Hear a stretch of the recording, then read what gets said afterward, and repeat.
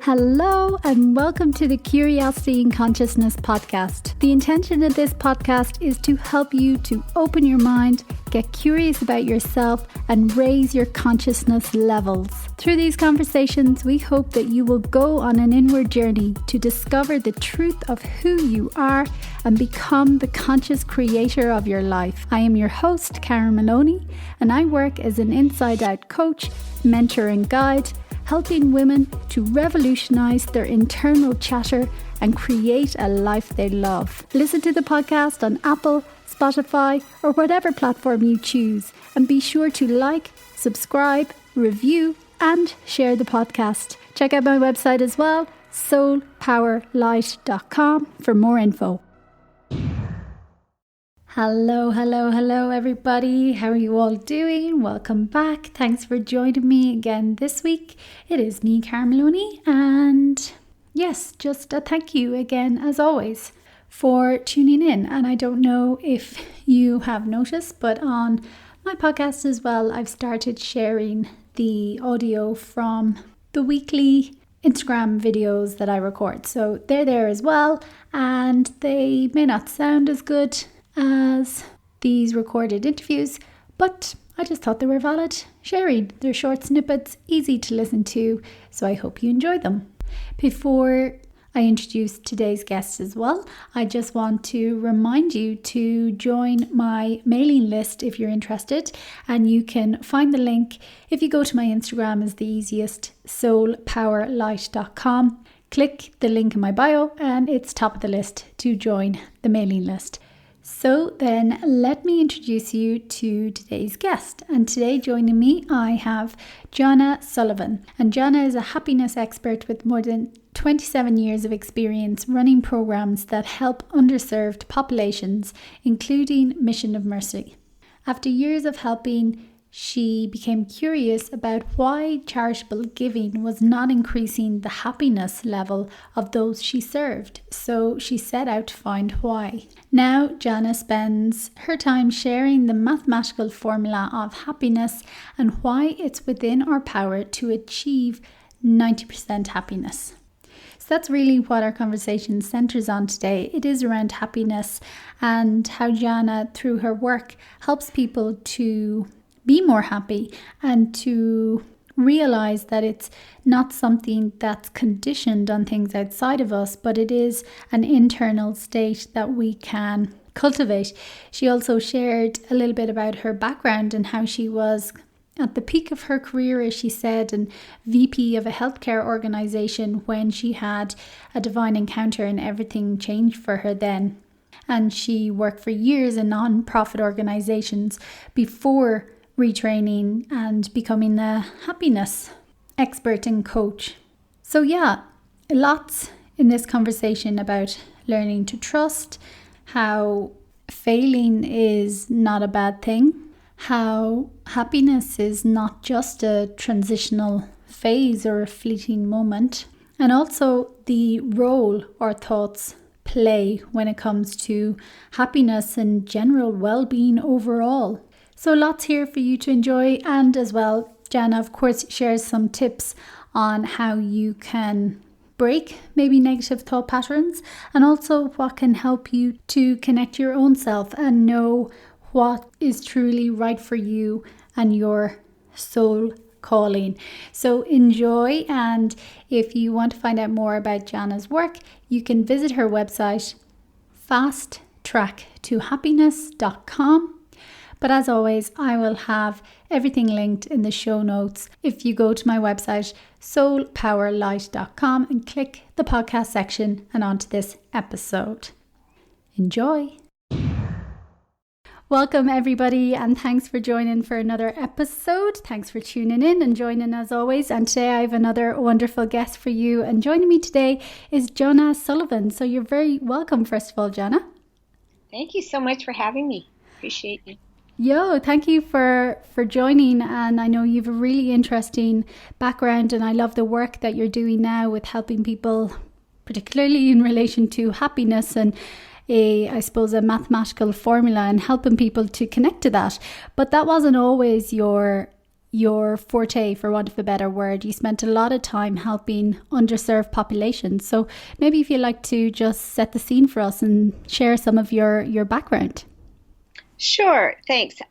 So by trade or vocation, I'm a clinical pharmacist, and I've been practicing over 35 years.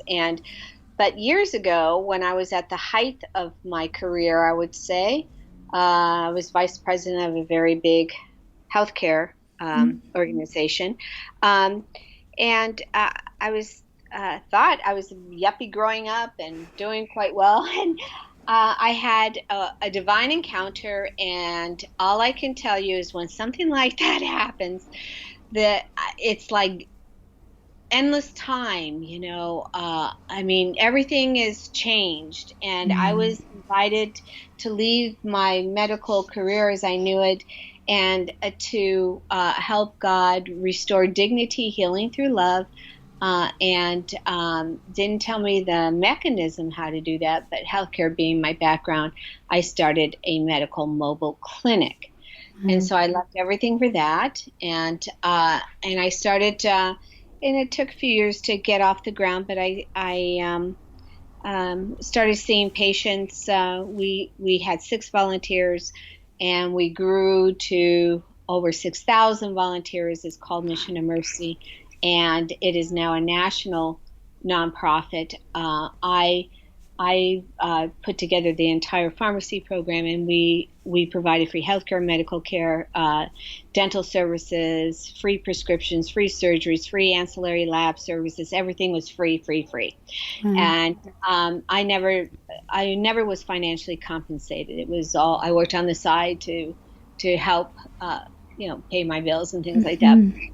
I was on the board of directors for several years, and then even though I started this, I got to a point where we had plenty of volunteers and people working and networking in the communities, and I was being called to something else. It was like a rebirth, Mm. and that's why I got certified as a life coach in happiness. And I was wondering, why people weren't happy or didn't have that sustainability of inner peace, Mm. even though they had happy things happen to them or they received things. It was only a transitional period before they didn't resume back to sad ways. So now I work with another nonprofit to help them. Um, and then I have my happiness Mm. coaching that I do to help organizations or people in general for clarity and purpose, and just especially in these unprecedented times and challenges. I mean, there's just been a whole huge array of confusion, anger, fear. There's just been so many things that have happened now that we're starting to looks like see the light again, but still it Mm. was chaos. Wow. Thank you for sharing that. And that's brilliant. I always just love asking people their background because, sometimes it just comes about in the most unusual ways that I just find it really fascinating and interesting to hear of people's journeys to the work that they're currently doing. And that's amazing that you were VP of a healthcare organization, and then after your divine encounter shifted into more helping others and I suppose using your education in a different way as well. And just before we move on, because I also love them as well and have had a few, I'd love for you to describe a little bit of your divine encounter, or what happened. Were you at home? Were you in a meditation, or did it just happen spontaneously? Just to share a little bit on that. Yeah, well, at that time it was immediate. It wasn't I was at work, and it was not at all during meditation or prayer, or it just instantaneously happened. It's like an infusion of grace, and it's like your whole way of thinking process, of your normal way of your thinking process, changes, and you have an instantaneous knowledge that and an enlightenment that what you are doing is not what was planned, or was maybe a step towards the plan, right? It wasn't what I was being called to, and I was quite comfortable where I was. So I had the opportunity. It wasn't anything forced. It was an invitation, and I had the opportunity to say yes or no. And there's always a risk involved with that, not knowing the future. So I, it just even I don't even remember if I said no or yeah. I said yes, obviously, because I did it. But even if I hesitated, the divine helped me realize that what the right path would normally be, because your soul doesn't rest until it rests in God. So, anyway, so it didn't happen easily. You have to do your research and stuff. So that happened spontaneously. I mean, just instantaneously. Since then, I do meditate. Since then, I've had a lot more divine encounters, and they are different as well. And those come most certainly through meditation and quiet prayer and reflection. Yeah, thank you for sharing that. I love that, and they are just beautiful experiences. But a word you mentioned there as well that's really important, that I think is key to everything, is that trust, and learning to trust and follow. Because again, we all have nudges, we all have intuition, we all have little things, maybe an idea or a spark or something pop in. But as a society, by and large, we haven't been taught to trust them, because we're taught to live from the logical thinking, rational planning mind. And if we can't plan it and know exactly how it's going to go, well, then don't do it. Whereas following that intuition, even just as we were briefly chatting how I ended up in Mexico again before we started recording, it is that trust and that moving through the fear, because you're never given the full picture beforehand. It's only through the showing up and the following that the rest is revealed. So how, in your work as well, can you help people to maybe trust and lean into that, or to know when it's a true inner spark versus just a thought that they're thinking? Well, I mean, obviously there is people like to have things laid out for them, and they want to know where the possibility is. They're afraid, and this is for me too, all of us, afraid to fail. And if you if you haven't tried, and then it doesn't, if you fail, you can try again. But I mean, it's okay. I mean, because the way it is if you have a continuous fear of a contraction versus something that's expansion, that provides you towards love or flowing or acceptance or something, the well-being, that connection of peace. Because this happiness that I try to teach is a happiness that is within, without seeking any consolation or without any type of circumstances. We might have problems, we might have downfalls, we might be sad or discouraged, or even get a fluke of fear or things like that, challenges. But it's a temporary thing. You work through it. You know how to address it, and you know how to settle your mind and your thoughts down so that your inner soul can listen to which direction to go. Yeah, it's true. It does take a practice and a slowing down and a conscious communication and intention. But something you mentioned as well earlier, people being unable to connect to that inner peace or that stability, and feeling just generally unhappy, and all the fear and uncertainty that's going around. And why do you think people are in such a state of unhappiness and fear and uncertainty? Well, I think it has to do with the thought process. It's the way they're thinking. We, get 60,000 thoughts a day. Tomorrow, you're going to have 80% of the same thoughts you had yesterday.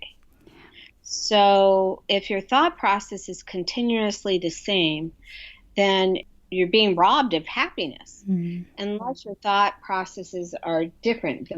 And so you have to monitor how you're thinking.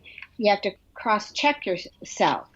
And it's actually probably even higher. I'd even venture 95% are the same thoughts that yesterday as the day before. That's just the way the scientists have found. Mm-hmm. So if you're being robbed of happiness, you're going to be, into some type of a negativity bias, and you have a choice to make a decision. Do you want to be stuck on something like Velcro, or do you want to be something more like Teflon? I mean, you just have to release and just work down the fear, work down the thoughts.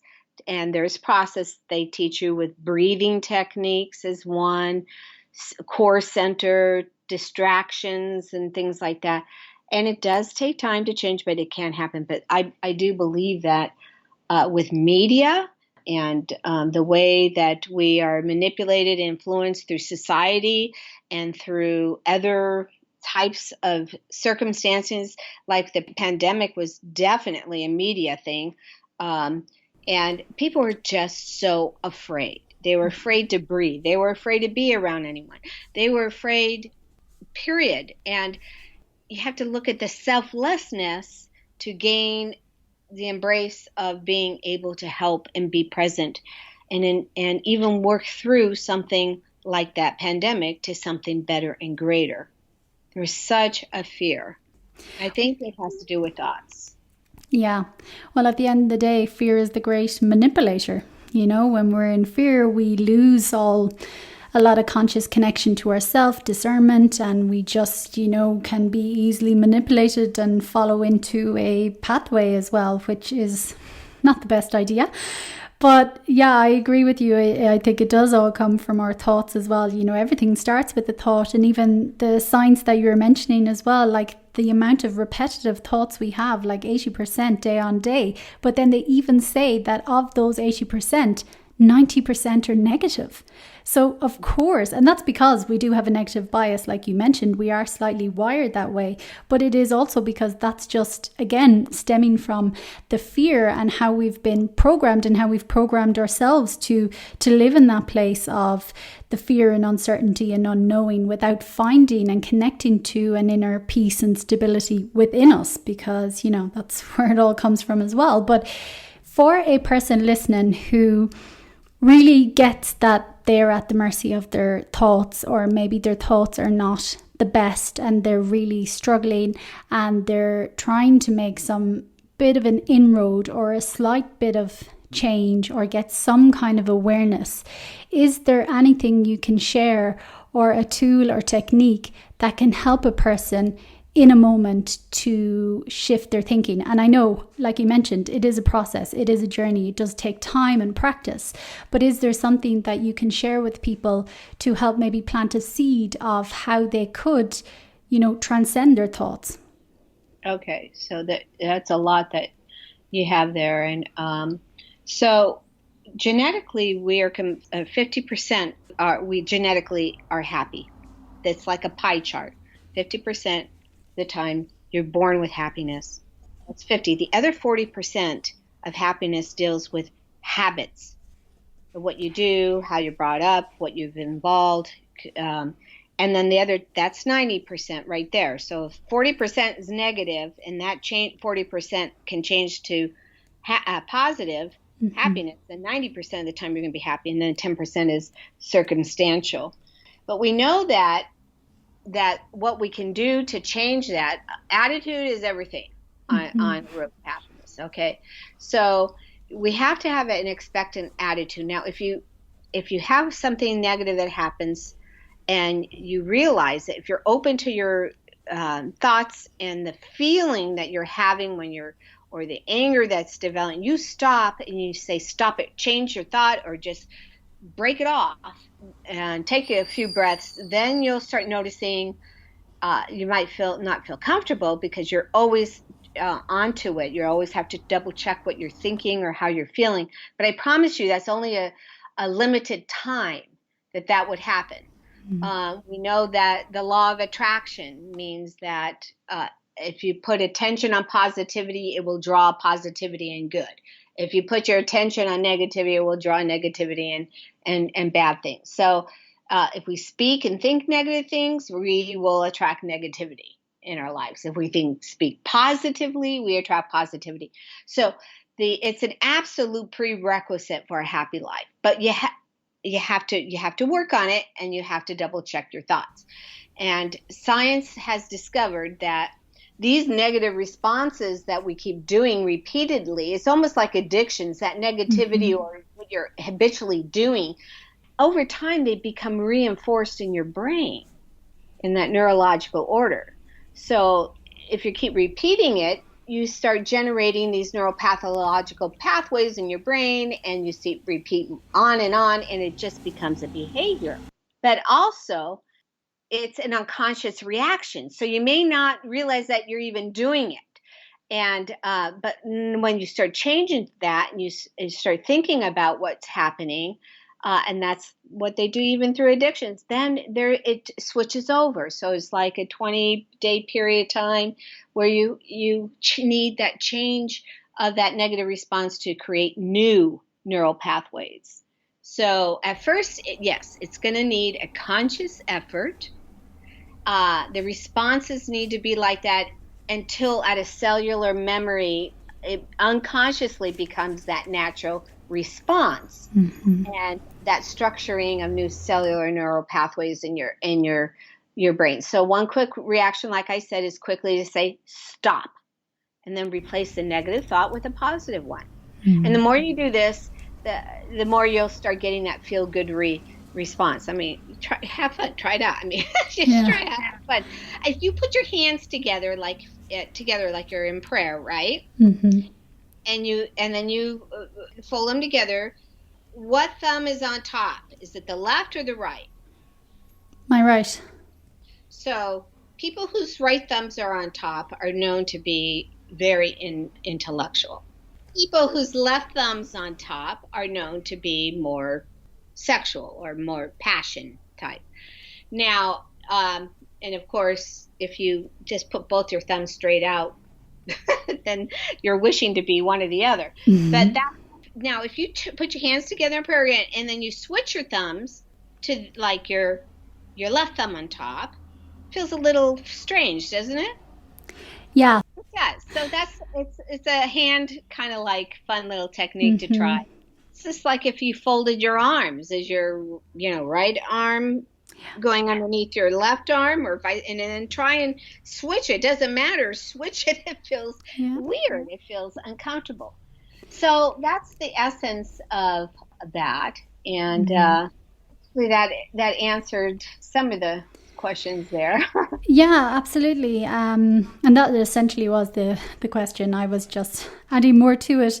But, like you say as well, we are pure. We are creatures of habit, like full stop, whether they're positive, negative, or neutral habits. So it is about creating that new habit, literally rewiring our brain, that new neural pathway, like you mentioned. Like, it is scientific, it is neuroplasticity. So it does require that little bit of effort, because it doesn't just happen overnight, just like we didn't learn to walk overnight. So when we are rewiring ourselves, when I work with clients as well, I'm always like, patience and compassion are going to be your biggest supporters and the thing that we need most, because it's moving beyond our comfort zone. It might feel awkward. It's a new way of being, but it will bring so much more of that stability, happiness, inner peace that we were talking about as well before. So thank you for sharing that. And I know for me, something else, and it is that, we do have to be awake and aware and conscious, and literally step in and go, stop, actually, this is not the thought I want to think, and replace a new thought. But I know for me, as a person who lived high intensity, completely wired, didn't know how to stop, that go.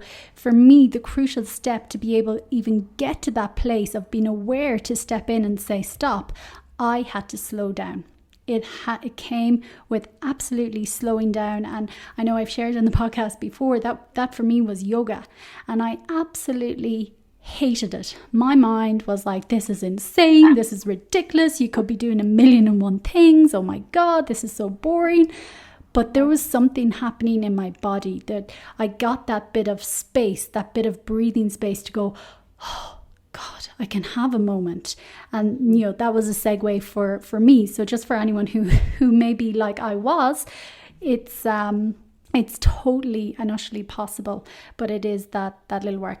Something that you mentioned as well when you mentioned the law of attraction, and people I find struggle with the law of attraction is when it comes to children. Or they'd be like, well, they didn't consciously think or have a negative pattern that brought on some horrible situation or really horrible event for them. So how do you explain that in relation to children? Well, that's a great question. And, life has many obstacles. There's no question about it.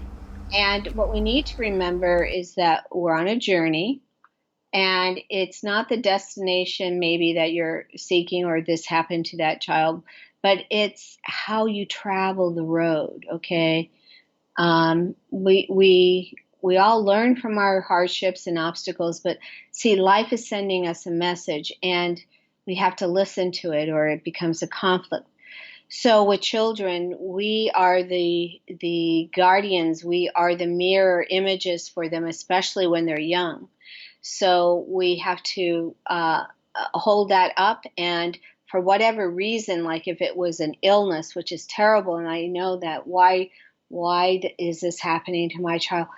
We don't understand it. The child will react to our behaviors and our peace, and there is a reason for everything. We don't know. So we always want to know everything, but we don't know. So we have to believe in is that the essence of your question is towards that more for children, or are you just talking about other things that are happening to children? I mean, they are precious. They are the most pure and simple and total joy. And unfortunately, so many of them drift just because of the influences and what the environment is infusing into them. So. Yeah, no, thank you for that. And it was just to have a broader conversation, because I know from like even my work and that a lot of people can understand a lot of challenges and difficulties, when it happens to them or adults. But I know a lot of people still struggle when it comes to children. They're like, but why them? They're innocent. So I really appreciate you giving that, because it is a much bigger picture. Like, as you say, we are so clueless. And I say it all the time. We are so clueless in one sense, because we are a soul. We came here for experience. I don't know what any soul came here to learn. And that's not to say it's okay. But again, like you're saying, it's that bigger picture of the environment as well. So it's just to touch on it, since you mentioned it, to help any listeners if they still have that question or issue in their mind, just to maybe help give a little bit more insight or picture around it. Yeah. Remember that, I mean, our life is a gift from God, and we don't own it. He can take it anytime he wants. Here's your whatever, your universe. Yeah. But we, the life itself is a gift, and we don't know if what had happened or what was happening is a vehicle in which that soul was created to heal another person. Yeah. We don't know the wonders and the beauty until we expire and we become one-on-one, and we are face to face and are asked, how have you loved? So, it's a connection to a higher being. And I think that it is difficult. It's not a smooth sailing. Yeah.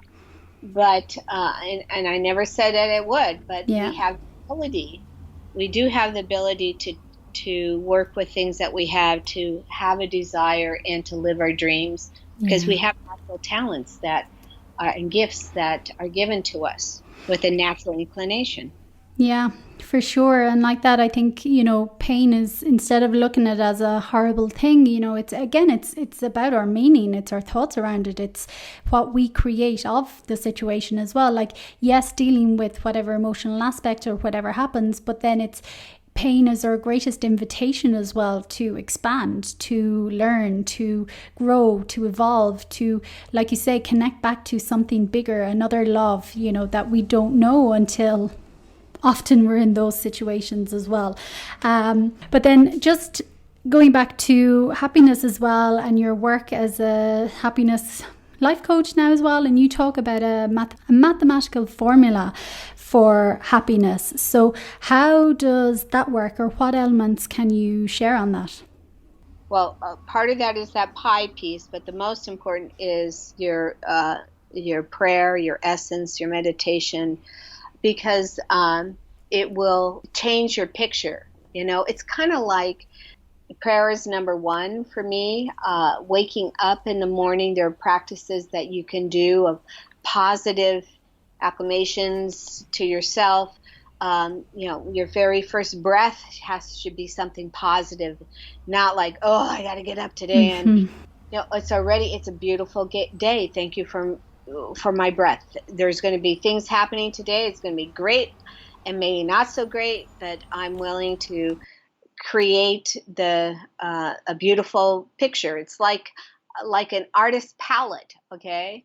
The picture can have different colors, and as you stroke the palette, right, a picture begins, and soon it tells a story, and it can spur either feelings of joy, happiness, sadness, or wonderment. So this masterpiece is something forever remembered as we go along, and we positive things that's the formula: positivity, openness, prayer, open to questioning your feelings when something starts surfacing where you feel like you're choking, or your gut feeling, or exercise and proper nutrition are good as well. We may not be able to change a situation, right? But we can change an attitude. The whole thing is to be the light in the darkness. Yeah, and that's exactly it. That's where our power is in creating that meaning. And like you say, yeah, sometimes if something has happened, we can't unhappen it. Like that's the truth.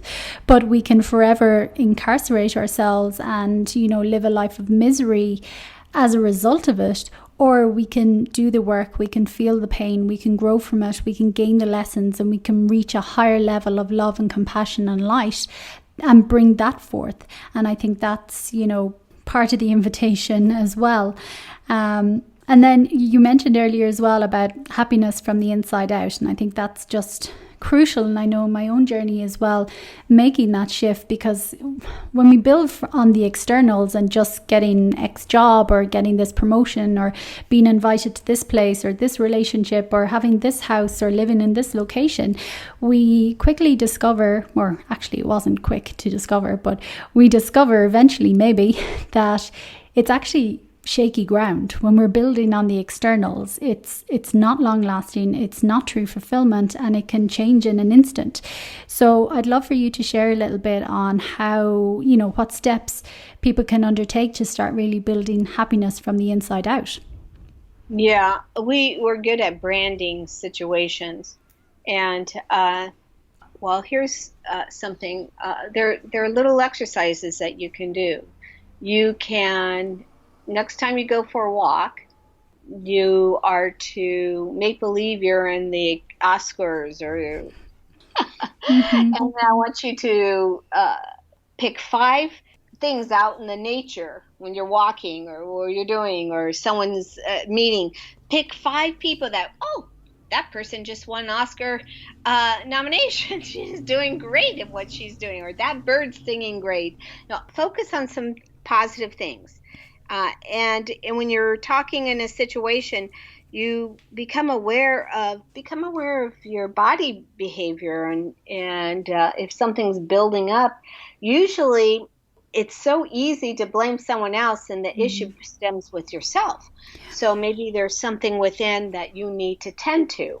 A lot of people think that if they do something, it'll make them happy, or they contribute to make people.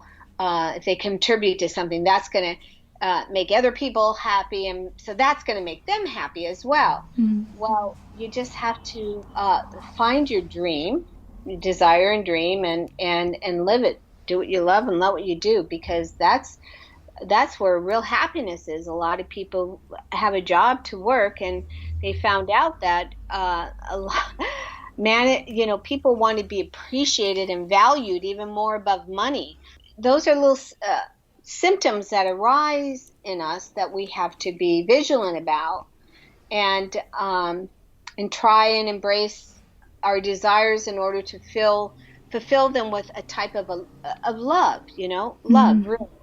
And take baby steps, simple steps, one step at a time, and you'll see that your behavior, your thought processes will start to change, and you'll be start to be getting excited with the happiness, just kind of like light and color on a palette. You're going to realize that little by little, hey, and then it's going to be a natural thing that just happens, that you're positive, that when you're with people, both parties will start to agree. And if not, at least you're able to discuss it and agree to disagree. And you can be a proclaimer of love and happiness, kindness, compassion. That's all how you do it from inside out. And take time for silence. Listen to your soul. And then you're able to embrace your differences. Yeah. Yeah, it's so true. And I think, we've kind of grown up in a society. Well, for me, and the way I look at it now as well in my journey, I'm like, we're sold the story of kind of delaying our happiness. I'll be happy when X, Y, or Z happens. Whereas actually, like you're talking about, the truth of it is we can be happy, and it's our innate right to be happy every single moment. But it's just, I know for me, it was really connecting into seeing the beauty in the mundane and seeing it like with fresh eyes and just appreciating it. And, like that little exercise you shared as well, the power of our imagination. Again, it all comes back to our thoughts. We can be happy by thinking a thought. So it's just the idea of thinking more of those thoughts, and we feel happy. So we don't have to delay it or wait. It is so it's in our grasp. It lives in us. It's not dependent on any single thing. The program that I teach, Karen, the program that's taught, it's like a house. It's like a home, and there's a roof. So there you got a life. There's a purpose.